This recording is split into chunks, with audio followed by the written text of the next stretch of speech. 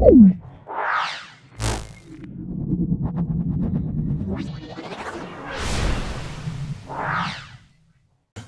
স্ট্যাটিক্সের বা স্থিতিবিজ্ঞানের কয়েকটা MCQ solve করছি। খুব ইম্পর্টেন্ট প্রশ্ন। ভিডিওটা প্রথম থেকে শেষ পর্যন্ত দেখো, অবশ্যই তোমরা উপকৃত হবে। এটা আমরা সেই ছায়া প্রকাশনীর প্রথম বলা আছে কোনো কোনো বস্তু স্থির অবস্থায় আছে। এর অর্থ বিভিন্ন অপশান দিয়ে দেখো, বস্তুর উপর কোনো বল প্রয়োগ হচ্ছে না, এটা বলা যাবে না। শুধুমাত্র সমান ও বিপরীত বল প্রয়োগ হচ্ছে, এটাও বলা যাবে না। তাহলে এখানে দেখো প্রযুক্ত সব বলের যোগফল 0, এটাও সম্ভব নয়। তাহলে এখানে কোনোটাই সম্ভব নয়। তাহলে আমরা অপশান ডি বলবো। অপশান ডি মানে এখানে যেগুলো আছে, তাহলে বস্তু স্থির অবস্থায় আছে মানে বল প্রযুক্ত হচ্ছে না, এটা বলা সম্ভব নয়। তারপর দেখো বস্তুটি সমান এবং বিপরীত বল কাজ করছে, এটা বলা যাবে না। বস্তুটি প্রযুক্ত সব বলের যোগফল 0, এটা বলা যাচ্ছে না। এগুলো হতেও পারে, নাও হতে পারে। তারপর দেখো 10 নিউটন, প্রতিটি 10 নিউটন মান বিশিষ্ট 5টি একতলীয় বল একটি বস্তুর ওপর একই বিন্দুতে কাজ করছে। পরপর যে কোনো বলের মধ্যবর্তী কোণ সমান হলে লব্ধির মান কত হবে? এটা অবশ্যই 0 হবে। তারপর দেখে নাও দুটি বস্তুকণার ভরকেন্দ্রের অবস্থান কোথায় হবে? এটা সংযোগ সরলরেখার মধ্যবিন্দুতে, এটা সবসময় নাও হতে পারে। বস্তুকণার সংযোগ সরলরেখার ওপর যে কোনো বিন্দুতে, এটাই হবে, মানে যে কোনো বিন্দুতে, একটা সরলরেখা যে কোনো বিন্দুতে হওয়া সম্ভব, সবসময় মধ্যবিন্দুতে নাও হতে পারে। দেখে নাও 4টা, যদি একটি বোমা উল্লম্বভাবে নিচের দিকে পড়ার সময় হঠাৎ ফেটে যায় এবং ফেটে টুকরো টুকরো হয়ে যায়, তাহলে কোন অপশানটা? এটা হবে, মনে রাখবে যে সব টুকরো উল্লম্বভাবে পড়বে। অপশান বি বলা আছে টুকরোগুলি ভরকেন্দ্রে উল্লম্বভাবে পড়বে, টুকরোগুলির ভরকেন্দ্র উল্লম্বভাবে পড়বে। অপশান সি বলা আছে সবচেয়ে ভারী টুকরোটি ভরকেন্দ্রের দিকে সরে যেতে থাকবে। অপশান ডি বলা আছে ভরকেন্দ্রের পথ হবে অধিবৃত্তাকার। তাহলে আমরা অপশান বি বলবো, সেটা হলো টুকরোগুলি ভরকেন্দ্র উল্লম্বভাবে পড়বে। তারপর দেখে নাও 5টা, দেখে নাও দুটি কণার মধ্যে সংঘর্ষের সময় যখন সংঘর্ষ হবে তখন কণার ভরবেগ সংরক্ষিত হবে। মোট ভরবেগ সংরক্ষিত হবে না। আর অপশান সি বলা আছে স্থিতিজ শক্তি সংঘর্ষের ক্ষেত্রে মোট ভরবেগ সংরক্ষিত হবে। আর অপশান ডি হলো কখনোই ভরবেগ সংরক্ষিত হবে না। এখানে অপশান ডি হবে, ভরবেগ সংরক্ষিত হবে না। তারপর দেখে নাও এল আকৃতির কোনো বস্তুর ভরকেন্দ্র কোথায় অবস্থান করবে? এটা মনে রাখবে, এল আকৃতির ভরকেন্দ্র আপনার দণ্ডের বাইরে অবস্থান করবে। তারপর দেখি একটা অঙ্ক দেওয়া আছে, এটা চিত্রে দেওয়া আছে, যেটা হবে সেটা অপশান এ হবে। দেখে নাও কীভাবে হচ্ছে। উপপাদ্য অনুসারে, ল্যামির উপপাদ্য অনুসারে T2 sin 150 degree equal to W sin আলফা। এটা দেখো T2 150 মানে 0.5 W বাই সাইন আলফা। এখানে দেখো তাহলে T2-র মান কী হবে? T2-র মান হবে W বাই 2 সাইন আলফা, এটা হয়ে যাবে। এবার আলফার মান কত? আলফার মান π/2, তাই T2-র মান যেটা হবে, T2-র মান হবে W বাই 2 সাইন π/2, তাই T2-র মানটা হবে W/2। তাই T2-র মানটা আমরা কী পাবো? তাহলে এটাই হলো সর্বনিম্ন, অর্থাৎ T2-র মানটা পেয়ে গেলাম W/2। তাহলে এই অপশানটাই হবে। দেখে নাও 8টা বলা আছে 4টি ভর দেওয়া আছে, ভরগুলোর মান দেওয়া আছে, এগুলো 4টি বিন্দু দেওয়া আছে, ভরকেন্দ্র অবস্থান কোথায় বলতে বলেছে।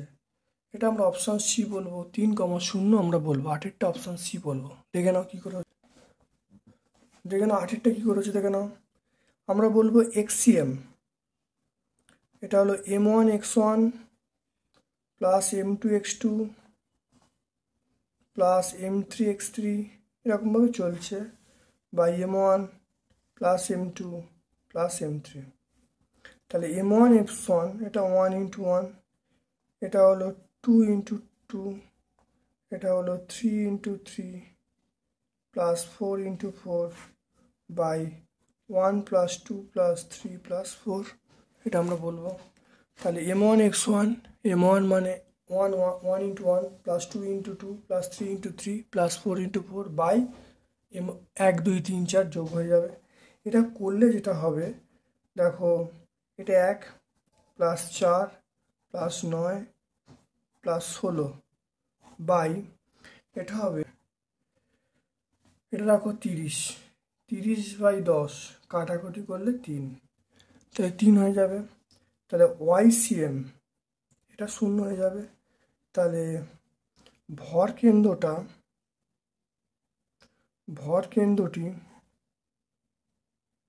3,0 বিন্দুতে থাকবে। তাহলে XCM এর মানটা বার করে নিলাম, XCM এর মান দেখো 3 পেয়ে গেলাম, আর YCM এটা 0 হয়ে গেলে তাহলে ভর কেন্দ্র কোথায় 3,0 বিন্দুতে থাকবে। দুজন ব্যক্তি নগণ্য ভরের দড়ির দু প্রান্তে এমনভাবে বিপরীত দিকে টানছে যে দড়িটি অনুভূমিকভাবে টান থাকে।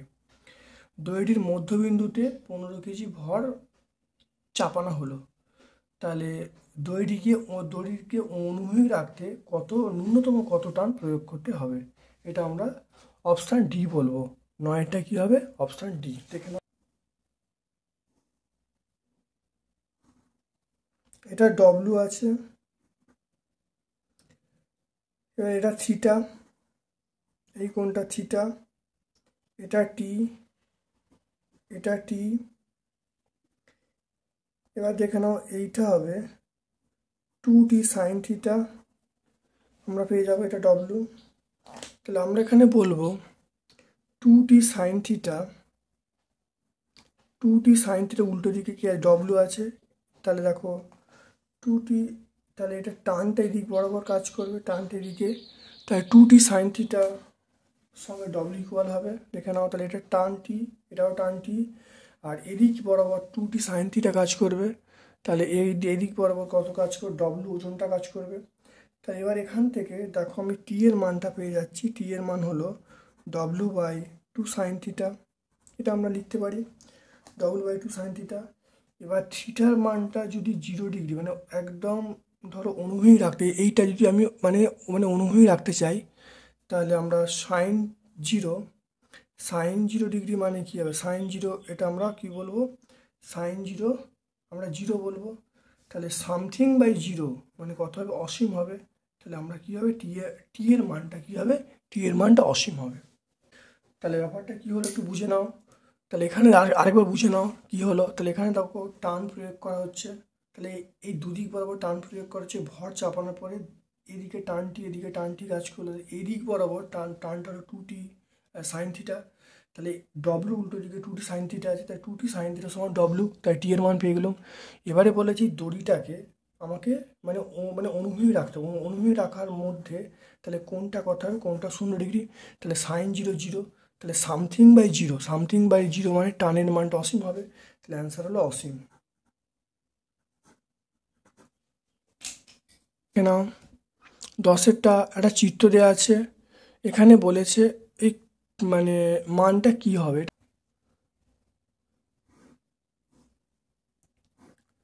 তাহলে এই বরাবর 90, এই বরাবর 120 ডিগ্রি, এই বরাবর 150 ডিগ্রি, তাহলে এটা হলো T1, এটা হলো T2, এটা হলো mg হলো।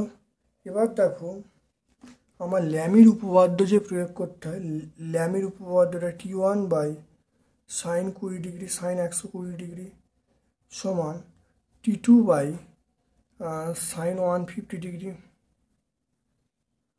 এটা আমরা পাবো mg বাই সাইন 90 ডিগ্রি, আমরা কত পাবো, সাইন 90 ডিগ্রি পাবো। তাহলে T1 বাই 120 ডিগ্রি এটা পাবো। T two by sine 150 degree, আর টি1 বাই এটা পরে এমজি মানে এইটা এমজি বাই সাইন 90 ডিগ্রি পেয়ে গেলাম। তাহলে ল্যাম বাই সাইন 120 ডিগ্রি সমান আমরা কি বলবো এমজি, এটা সাইন 90 মানে 1 হয়ে যাবে। তাহলে এখান থেকে আমরা পেয়ে যাব, দেখে নাও টি1 সমান এমজি সাইন 120, সাইন 120 মানে √3/2, সাইন 120 মানে আমরা কি বলবো √3/2 বলবো। ঠিক একইভাবে আমরা কি পাবো টি2 পাবো, দেখে নাও। তাই সমান আমরা বলবো সেটা এমজি সাইন 150 ডিগ্রি, তাহলে এখানে হবে এটা হাফ হয়ে যাবে, তাই টি2 সমান এমজি ইন্টু হাফ পেয়ে গেলাম। তাহলে টি1 আর টি2 সম্পর্কে, তাহলে অতএব আমরা বলবো টি1/টি2, টি1এর মান পেয়ে গেলাম এমজি √3/2, আর টি2র মান হলো এমজি ইন্টু হাফ। তাহলে এটা দেখো কাটাকুটি করলে আমরা পেয়ে যাব সেটা √3 পেয়ে যাব, তাই টি1/টি2 সমান √3 পেয়ে যাব। তাহলে এখানে একটু ভালো করে দেখে নাও, প্রথমে ল্যামের উপপাদ্য প্রয়োগ করলাম, তাহলে এইটার সঙ্গে এটা ইকুয়াল করা হলো, এবার এইটার সঙ্গে এটা ইকুয়াল করা হলো, এটার সঙ্গে এটা ইকুয়াল করে টি1 বার করা হলো, এটার সঙ্গে এটা ইকুয়াল করে টি2 বার করা, দেখো টি2 বার করা হলো, আর এখানে টি1/টি2 করা হয়েছে, তাই টি1/টি2 সমান √3, তাই এটা আমরা পেয়ে যাচ্ছি। যে এমজি মানে আমরা বলবো T one sine 60 degree plus T two sine 30 degree লিখবো, √3/2 লিখবো, এটা টি2, এটা হাফ লিখবো। তাহলে এমজি সমান আমরা যেটা বলবো, তাহলে এখানে দেখো সাইন 60 √3/2 সাইন 30 হাফ, এখানে দেখো তাহলে আমি যদি টি1 √3/2 প্লাস টি2/2 এটা পেয়ে গেলাম। এটা কোন অপশানটায় দেখে নাও, তাহলে আমরা 10-এর অ্যান্সারটা আমরা কোনটা বলবো অপশান সি বলবো, 10-এর অ্যান্সারটা আমরা অপশান সি বলবো, 10-এর অ্যান্সারটা। তাহলে এই অঙ্কটা আমরা দুভাবে মানে টোটাল অঙ্কটা সলভ করে দেখালাম, পরীক্ষায় টি1 টি2 পড়তে পারে, এরকমভাবে পড়তে পারে। যদি টি1 টি2 সম্পর্ক হয় তা টি1/টি2 সমান √3 হবে, কিন্তু এখন √3 নেই, তাহলে আমরা এখানে সি এর অপশানটা বলবো। খুব ইম্পর্টেন্ট অঙ্ক, পরীক্ষা আসার মতো অঙ্ক, খুব ভালো করে দেখে যাবে, বিভিন্ন প্রশ্ন পরীক্ষা পড়তে পারে। 11টা দেখে নাও, 11টা আমরা এখান থেকে দেওয়া আছে, একটা কপি কল দেওয়া আছে, এ বিন্দুতে সর্বোচ্চ বল 80 নিউটন প্রয়োগ করছে, তাহলে সর্বোচ্চ কত ভার প্রয়োগ করা যাবে, এটা আমরা অপশান সি বলবো 16 কেজি, অপশান সি কত হবে 16 কেজি। দেখে নাও, এ বিন্দুতে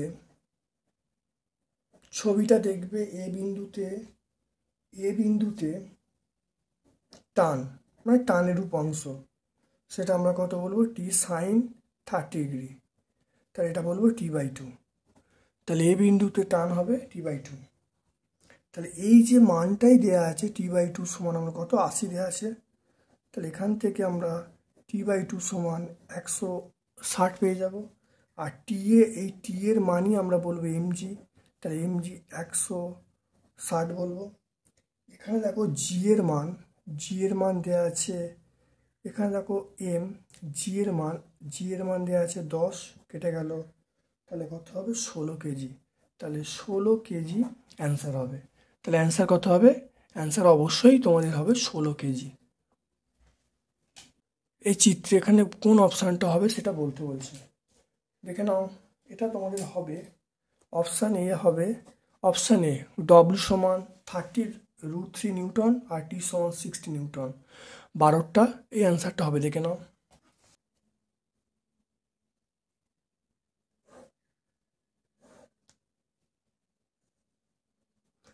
এদিকটা এটা 30 ডিগ্রি, এটা হলো টি কস 30 ডিগ্রি, এদিকটা হবে ডব্লিউ, এটা হবে 30 নিউটন, এই জায়গাটা হবে টি সাইন 30 ডিগ্রি, এটা টি হবে। তাহলে দেখে নাও, আমরা এখান থেকে লিখতে পারি সেটা হলো দেখো টি কস 30 ডিগ্রি সমান ডব্লিউ, আর টি সাইন 30 ডিগ্রি এটা আমরা বলবো 30, এটা হয়ে গেল। এবার এখান থেকে দেখে নাও, তাহলে এখান থেকে দেখো ডব্লু সমান আমরা পেয়ে গেলাম, cos 30 মানে আমরা বলবো তাহলে টি ইন্টু √3/2। আর এখানে তুমি দেখে নাও তোমরা টি ইন্টু √3/2, আর এখানে দেখে নাও sin 30 মানে হাফ, এটা 30, তাই টি এর মান আমি পেয়ে গেলাম, 60 নিউটন। টি এর মান কত? টি এর মান 60 নিউটন পেয়ে গেলাম। তাই টি এর মান কি 60 নিউটন হয়, তাই টি এর মান 60 নিউটন। অতএব ডব্লুর মান কত হবে? ডব্লুর মান এইখানে মানটা বসিয়ে দেবো, তাহলে 60 ইন্টু √3/2, তাহলে এটা 30 হবে। তাহলে ডব্লুর মানটা হবে 30√3 নিউটন। তাই টি এর মান 60 নিউটন, ডব্লুর মান 30√3 নিউটন। এম ভরের দেখে নাও, এম ভরের একটি ঘর্ষণবিহীন পুলি থেকে ভরের দড়ির এক প্রান্তে এম ভরের একটি বস্তু ঝুলিয়ে দড়ির প্রান্তটি ছেড়ে দিলে বস্তুটি যে ত্বরণ সহ নামবে। এটা অপশান বি বলবো।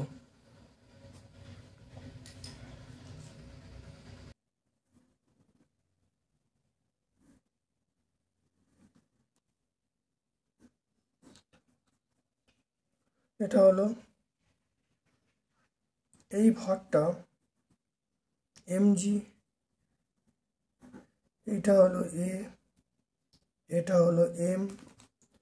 খুব ভালো করে দেখে নাও, এটা আমরা বলতে পারি টি মাইনাস, তাহলে এই বরাবর টান কাজ করছে, তাই টি মাইনাস mg, এইটাই আমরা বলবো এম এ। এদিকে টি, তাহলে এটা উঠছে, তাই এই টানটা বেশি হবে এমজির থেকে। কোন ত্বরণ নিয়ে উঠছে? তাহলে এইটা হলো, তাহলে আমরা বলবো mg মাইনাস টি সমান এম এ আমরা বলবো, যেহেতু নামছে। তাহলে mg ভরটা বেশি হবে টানের থেকে, সেটা এই ত্বরণে নামছে, তাহলে সেটা mg মাইনাস টি সমান এম এ, এটা বলতে পারি। তাহলে এখান থেকে টি ইন্টু আর সমান M r²/2 into alpha. Alpha মানে পুলির কৌণিক ত্বরণ, আলফা মানে পুলির কৌণিক ত্বরণ, আলফার মানটাই বসিয়ে দিলাম। এবার দেখো, আমরা জানি যে আলফা সমান, আমরা জানি ত্বরণ এ সমান আর আলফা, রৈখিক ত্বরণ সমান ব্যাসার্ধ ইন্টু কৌণিক ত্বরণ, এটা আমরা বলতে পারি। তাহলে এখান থেকে আমরা টি এর মান পেয়ে যাব ma/2 বলবো। তাহলে আমরা এখান থেকে দেখো mgর মানটা পেয়ে যাব, সেটা হলো mgর মানটা হলো ma প্লাস টি। তাহলে m ইন্টু এ প্লাস টি মানে ma/2। তাহলে এখান থেকে আমি যদি এ কমন নিই, তাহলে m প্লাস m/2, এটা হলো এ। তাহলে mg সমান আমরা কি বলবো? m প্লাস m/2 ইন্টু এ, এটা হয়ে যাবে। তাহলে এখান থেকে আমরা কি পাবো? এর মানটা পেয়ে যাচ্ছি, এ সমান 2mg বাই এটা m প্লাস 2m, তাহলে এটা অ্যান্সার পেয়ে গেলাম। দেখে নাও, তাহলে mg মাইনাস টি সমান এম এ। আমরা জানি টি আর সমান m r²/2 into alpha, alpha মানে পুলির কৌণিক ত্বরণ। আমরা জানি এ সমান আর আলফা, এ মানে রৈখিক ত্বরণ, আলফা মানে কৌণিক ত্বরণ। এবারে আমরা জানি যে টি সমান আমরা পাবো, তাহলে এই দুটো সমীকরণের সাহায্যে আমরা বলতে পারি টি সমান ma/2। তাহলে মানটা বসিয়ে দিলাম, তাহলে বসিয়ে দিয়ে দেখো এখান থেকে এর মানটা পেয়ে গেলাম 2mg/m প্লাস 2m, তাহলে এটাই আমরা পেয়ে যাচ্ছি।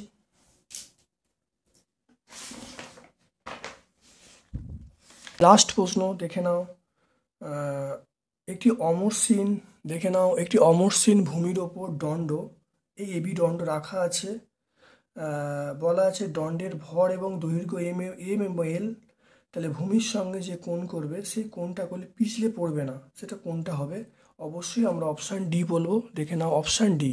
তাহলে ভূমির সঙ্গে কত কোণ করলে পিছলে পড়বে না, আমরা অপশান ডি বলবো। একটি অমসৃণ ভূমির ওপর একটি দণ্ড এবি মসৃণ দেয়ালের ওপরে হেলানো আছে। তাহলে ভর এবং দৈর্ঘ্য এম এবং এল দণ্ডটিকে ভূমির সঙ্গে কত কোণে রাখলে সেটা পিছলে পড়বে না। বিভিন্ন অপশান দেওয়া আছে, এটা আমরা অপশান ডি বলবো।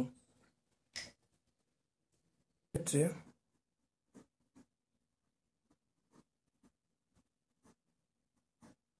সাম্যাবস্থার ক্ষেত্রে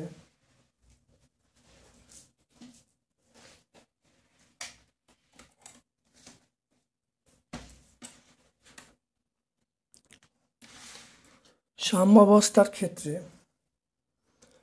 আমরা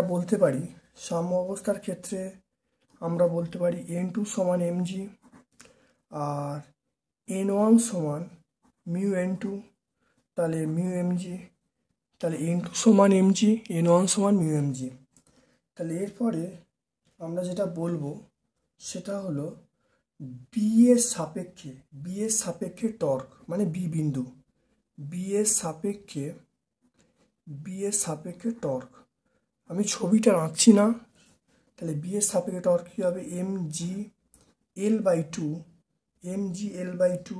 cos থিটা, এটা হলো n1 l sin থিটা, এটা আমরা বলবো।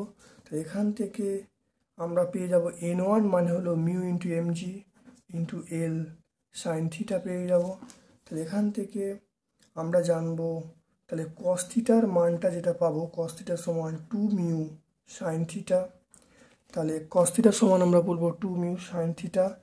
তাহলে এটা আমরা বলবো sin theta by cos theta, মানে 1/2 মিউ, তো এটা বলবো।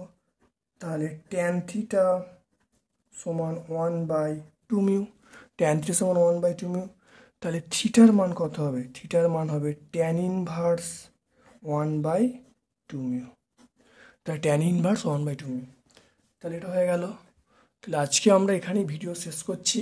কেমন লাগলো অবশ্যই কমেন্ট সেকশানে কমেন্ট করবে। প্রত্যেকটা অঙ্ক ভালো করে ব্যাখ্যা করা আছে, ভালো করে দেখবে, একাধিকবার ভিডিও দেখবে। আমার পক্ষ থেকে তোমার সকলকে ধন্যবাদ ও শুভকামনা জানিয়ে আজকের মতো ভিডিও শেষ করলাম। Thank you.